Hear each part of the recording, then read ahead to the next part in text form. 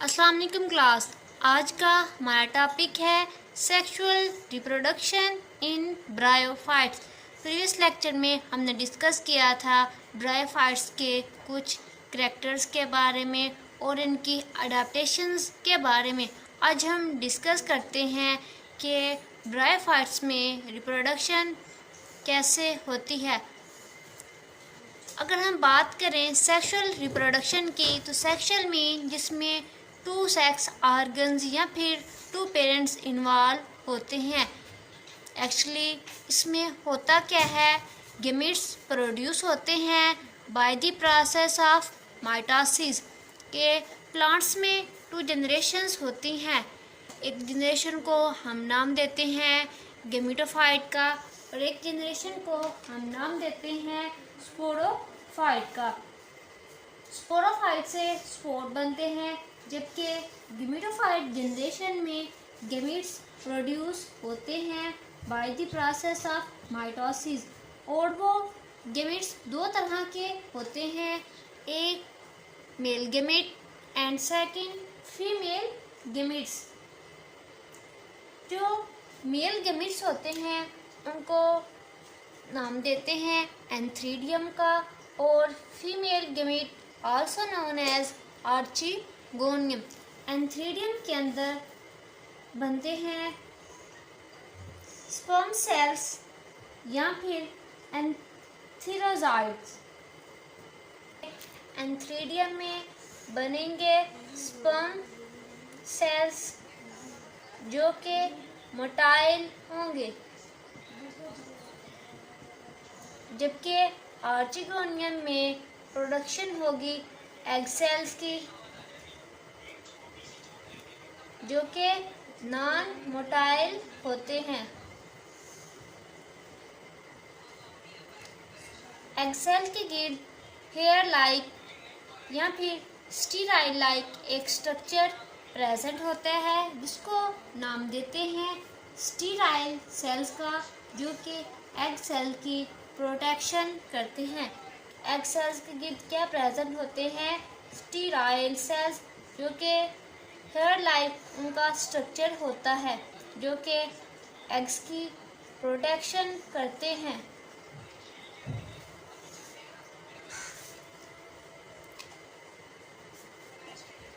हमारे पास एंथ्रीडिया में जो स्पर्म बनते हैं वो हमेशा क्या होंगे, मोटाइल, और एग स्पर्म जो कि बनते हैं ओवम में या फिर जिनसे ओस्फेयर बनता है आर्चिगोनियम में, वो हमेशा नॉन मोटाइल होते हैं। हमने बात की थी कि ब्रायोफाइट्स में जो रिप्रोडक्शन का प्रोसेस होता है वो वाटर में होता है, तो इधर फर्टिलाइजेशन जो होगी वो वाटर में ही होगी। एग सेल और स्पर्म सेल्स की जो फ्यूजन होगी वो वाटर में ही होगी, और स्पर्म सेल जो कि मोटाइल है कि मूव करके जाएगा एग सेल की तरफ। मीन्स दैट के एंथीरोजाइट्स अट्रैक्टेड टुवर्ड आर्चिगोनिया केमोटेटिकली। हमारे पास एग सेल्स भी हैप्लाइड हैं और स्पर्म सेल्स भी क्या हैं, हैप्लाइड हैं। जब दोनों में फ्यूजन होगी, फ्यूजन के नतीजे में क्या होगी, fertilisation.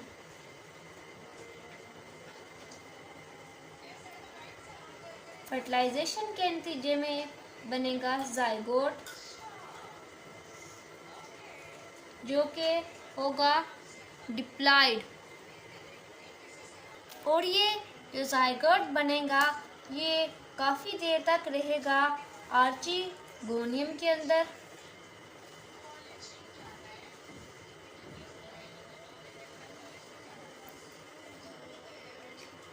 Means that zygote retain within female sex organ for some time.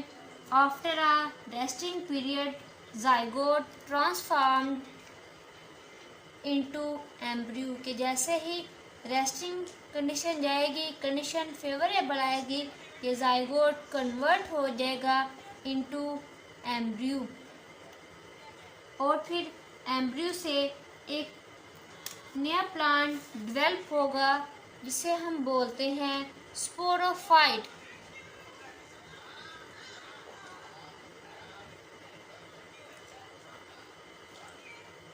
The entire development of sporophyte thus takes place within the gametophyte plant body. When the sporophyte is fully developed, it remains attached to the gametophyte for nourishment and protection because it does not contain chloroplast and is unable to perform photosynthesis process। के sporophyte जो होती है ये independent नहीं होती है। Sporophyte generation क्या होती है, ये डिपेंड करती है for nourishment food and protection on gametophyte कि ये प्रोटेक्शन के लिए नरिशमेंट के लिए डिपेंड करती है गेमेटोफाइट पे।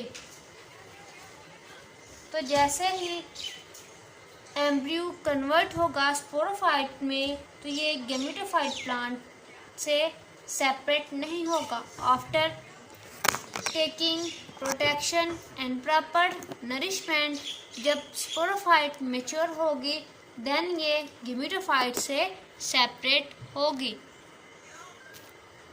मीन्स दैट के स्पोरोफाइट में क्लोरोप्लास्ट एब्सेंट होते हैं जिसकी वजह से इसमें फोटोसिंथेसिस का प्रोसेस नहीं होगा।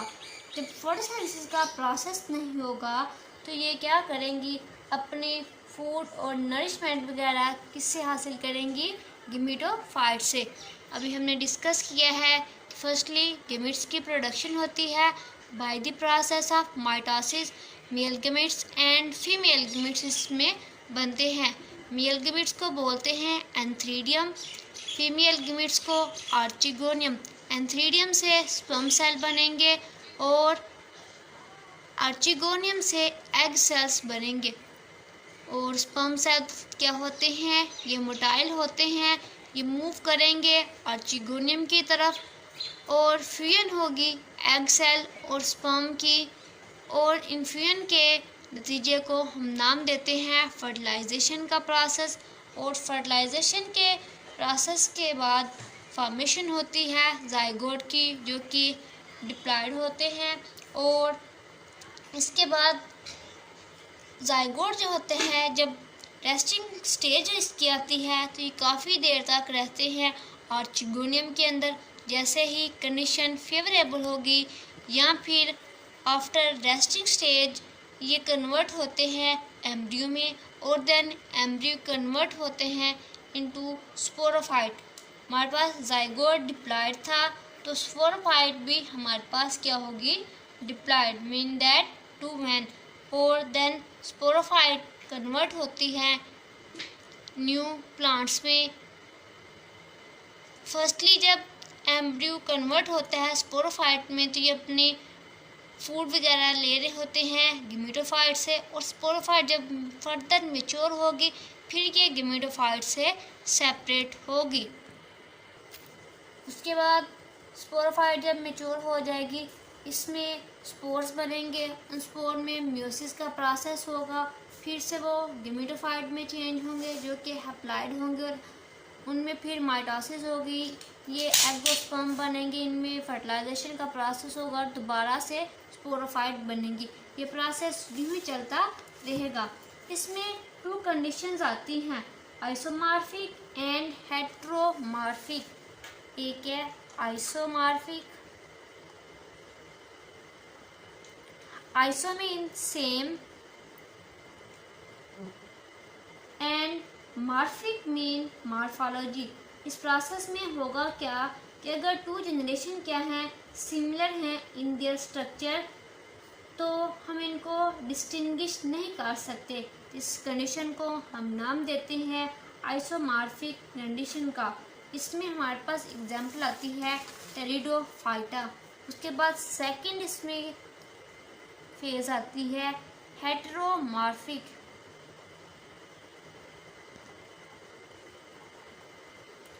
Hetero mean different, morphic mean morphology, कि इनमें जो मॉर्फोलॉजी होती है वो डिफरेंट होती है। होगा क्या, जब टू जनरेशन जो होगी वो मॉर्फोलॉजिकली सिमिलर नहीं होंगी एक दूसरे के साथ, वो एक दूसरे से मुख्तलिफ होंगी, हम उनको ईज़िली डिस्टिंग्विश कर सकते हैं। Means if two generations are morphologically not same to each other, that we can easily distinguish between them। इसमें हमारे पास एग्जाम्पल आती है पाइनस की। पाइनस में आपने कोन्स देखी होती हैं कि हमें नज़र आ रही होती हैं, एक मेल कोन है और एक फीमेल कोन है, कि हम इजीली उसमें डिफ्रेंशिएट कर सकते हैं। लेकिन टेरिडोफाइटा ऐसे प्लांट है जिनमें हम डिफ्रेंशिएट नहीं कर सकते। कि आइसोमॉर्फिक में टू जनरेशंस आर सिमिलर होती हैं in their structure, then we can't distinguish between them.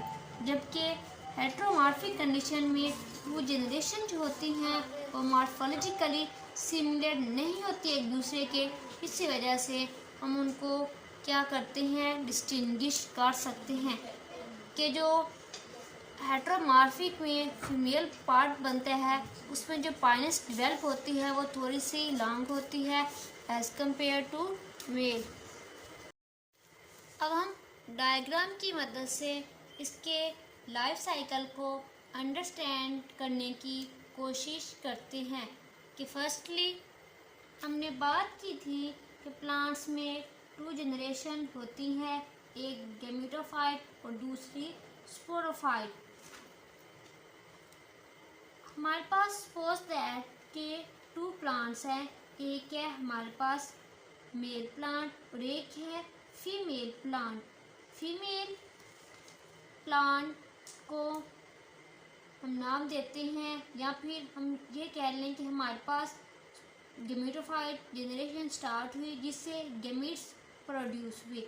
एक को हम नाम देते हैं फीमेल गैमेटोफाइट और एक को हम नाम देते हैं मेल गैमेटोफाइट। सपोज दैट ये हमारे पास है मेल गैमेटोफाइट।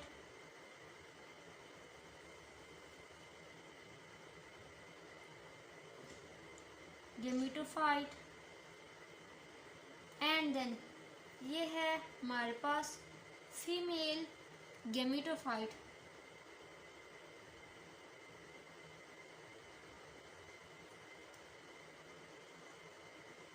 Female gametophyte.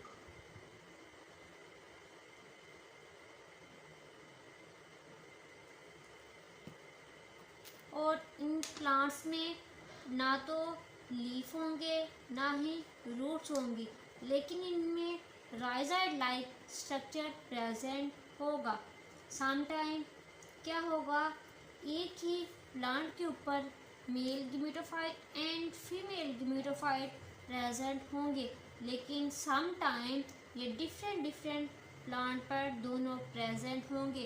कि एक प्लांट पे ओनली फीमेल गैमेटोफाइट होगी और दूसरे प्लांट पे ओनली मेल गैमेटोफाइट होगी। मेल गैमेटोफाइट से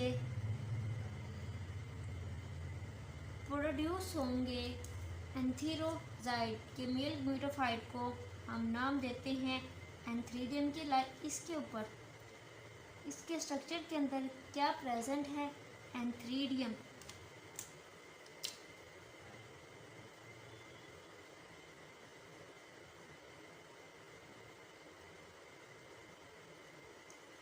और इस एंथ्रीडियम में प्रोडक्शन होगी एंथीरोजाइड की।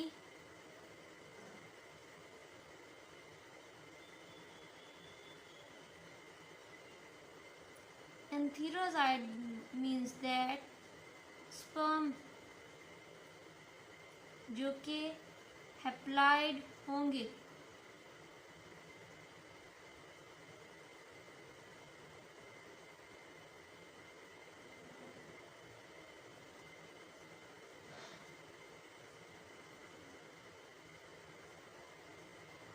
और जो हमारे पास फीमेल गैमेटोफाइट है इसके स्ट्रक्चर को अगर हम देखें तो इसको हम नाम देते हैं आर्ची गोनियम का। ये हमारे पास क्या है, आर्चिगोनियम।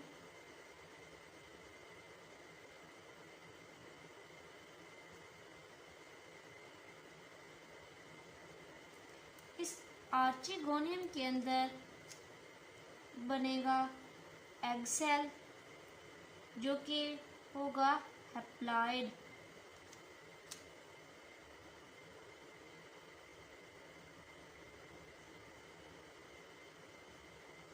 क्योंकि गेमेटोफाइट जो जनरेशन होती है वो हैप्लॉइड होती है। ये दोनों गेमेट्स हमारे पास क्या हैं, हैप्लॉइड। तो इनसे जो स्पर्म प्रोड्यूस हुए हैं वो भी हैप्लॉइड होंगे, और जो एग बने हैं वो भी क्या होगा, हैप्लॉइड होगा।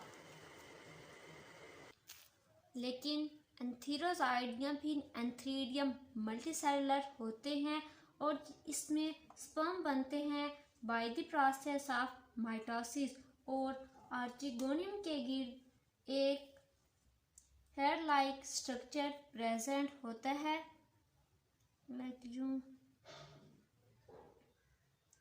जो कि प्रोटेक्शन करते हैं एग सेल की। इन सेल्स को नाम देते हैं स्टीराइल सेल्स का।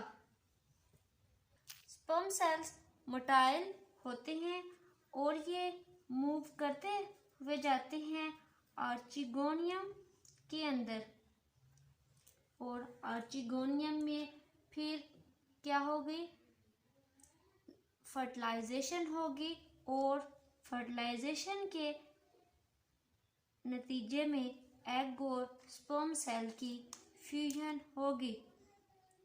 इधर हुई है फर्टिलाइजेशन,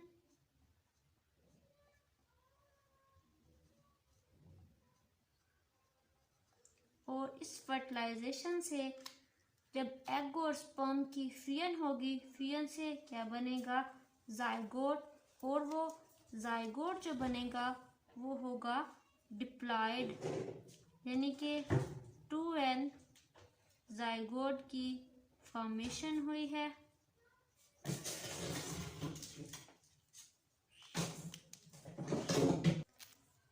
नेक्स्ट, जाइगोट में माइटोसिस का प्रोसेस होगा,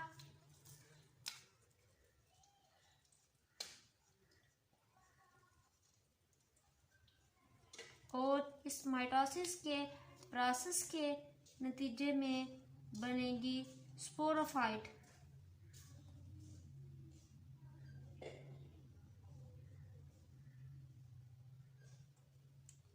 के जाइगोट में क्या हुआ, माइटोसिस की प्रोसेस हुआ, जाइगोट जर्मिनेट करना शुरू किया, और जाइगोट से नेक्स्ट बने हमारे पास स्पोरोफाइट।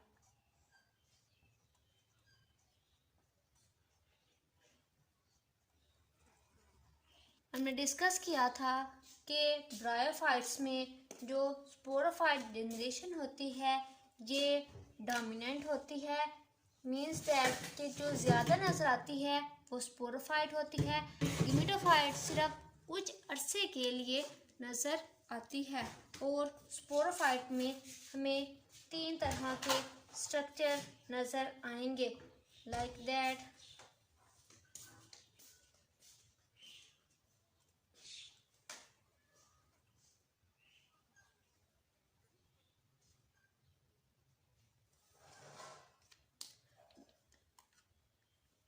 कि जब स्पोरोफाइट नेक्स्ट ग्रो करेगी तो इसमें हमें 3 तरह के स्ट्रक्चर नज़र आएंगे, जो कैप लाइक स्ट्रक्चर है, इसको नाम देते हैं कैप्सूल का या फिर स्पोरेंजियम का, जिसके अंदर स्पोर्स प्रेजेंट होते हैं।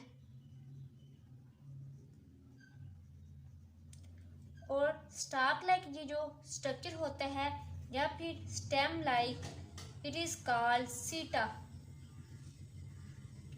और सीटा के बाद नेक्स्ट रूट लाइक स्ट्रक्चर होगा, जिसे हम नाम देते हैं राइजाइड का, इट इज कॉल्ड फुट।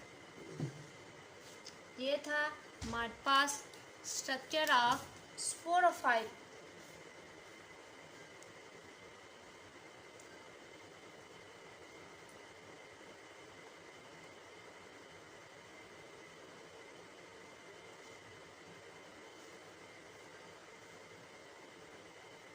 ये किसका स्ट्रक्चर था?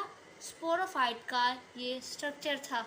नेक्स्ट, ये स्पोरोफाइट जब मैच्योर होगी, जर्मिनेट करेगी, तो स्पोरेंजियम से क्या रिलीज होंगे? स्पोर्स की। ये हमारे पास क्या थी? कैप्सूल थी। इस कैप्सूल के अंदर क्या प्रेजेंट है? स्पोर्स। जब इन स्पोर्स में मियोसिस का प्रोसेस होगा,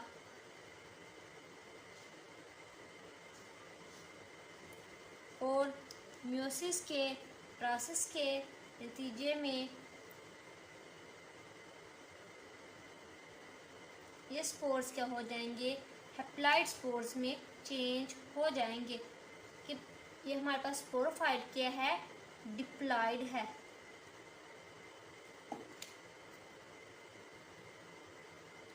2n है, ये डिप्लॉइड है क्योंकि जो जाइगोट बना था वो भी क्या था? डिप्लॉइड था। जब कंडीशन फेवरेबल होगी तो ये स्पोरेंजियम इधर से ब्रस्ट करेगी। ब्रस्ट करने के बाद ये स्पोर्स बाहर रिलीज होंगे, इनमें मियोसिस का प्रोसेस होगा और ये स्पोर्स चेंज हो जाएंगे इन हैप्लॉइड स्पोर्स में। फिर कंडीशन जब फेवरेबल होगी, ये स्पोर्स जर्मिनेट करना स्टार्ट करेंगे, और ये स्पोर्स जर्मिनेट जब करेंगे तो फर्स्टली एल्गी लाइक इनका स्ट्रक्चर ग्रो करेगा। मीन्स दैट के थ्रेड लाइक या फिर राइजाइड या फिर एल्गी की तरह का इनका स्ट्रक्चर होगा, जिनको हम नाम देते हैं राइजाइड का। राइजाइड क्या करेंगे? साइड से न्यूट्रिएंट्स वगैरह लेने की कोशिश करेंगे, और ये राइजाइड जो होते हैं ये मल्टी सेलुलर होते हैं।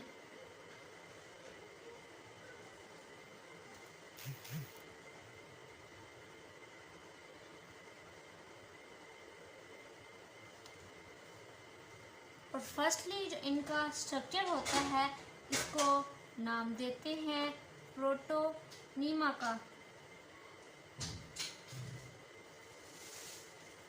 और ये प्रोटोनीमा या फिर राइजाइड स्ट्रक्चर नेक्स्ट ग्रो अप करके एक कंप्लीट न्यू प्लांट में चेंज हो जाते हैं, जो कि ग्रो अप करेंगे। और ग्रो अप करने के बाद नेक्स्ट ये जब जर्मिनेट करके एक न्यू प्लांट में चेंज हो जाते हैं।